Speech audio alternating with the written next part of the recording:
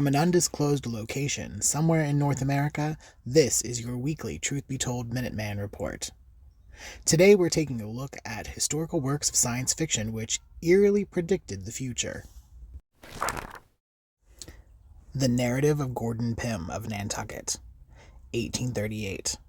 The only novel by Edgar Allan Poe tells the story of a group of sailors adrift at sea after their whaling vessel is lost in a storm. They draw lots to see who should be sacrificed, eaten by the others, so that the rest should live. A man named Richard Parker draws the shortest straw. 50 years later, in a cruel twist, a ship called the Minuteman is lost at sea. The sailors draw lots to see who should be cannibalized. Again, in real life, Richard Parker is killed and eaten by his shipmates.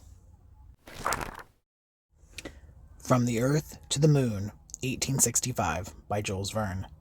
Although the first human mission to the moon wouldn't happen for another 100 years, Verne correctly predicted the astronauts taking off from a Florida location and splash landing in the Pacific. Futility, 1898, by Morgan Robertson, tells the tale of the largest craft afloat, the Titan, which hits an iceberg in the North Atlantic. There are too few life rafts and many of the passengers drown. Published 14 years before the tragedy of the Titanic, and just weeks after the real-life disaster, Futility was retitled The Wreck of the Titan and was serialized in newspapers as an amazing prophecy.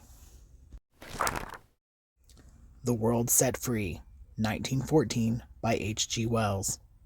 This book predicted that the problem with extracting energy from the atom would be solved in 1933, the exact year that Leo Szilard did come up with his theory of the nuclear chain reaction.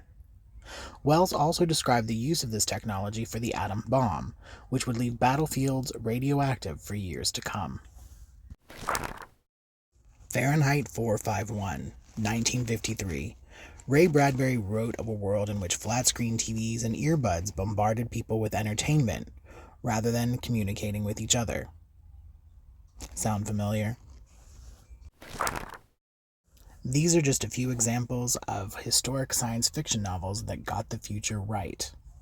But is life imitating art, or is it something more? This has been your weekly Truth Be Told Minuteman report. If you have a hot tip or a story idea, please email us at reportminuteman@gmail.com. Again, that email address is reportminuteman@gmail.com. And be sure to tune in every Friday at 3 p.m. Pacific for a new live episode of Truth Be Told, hosted by Tony Sweet.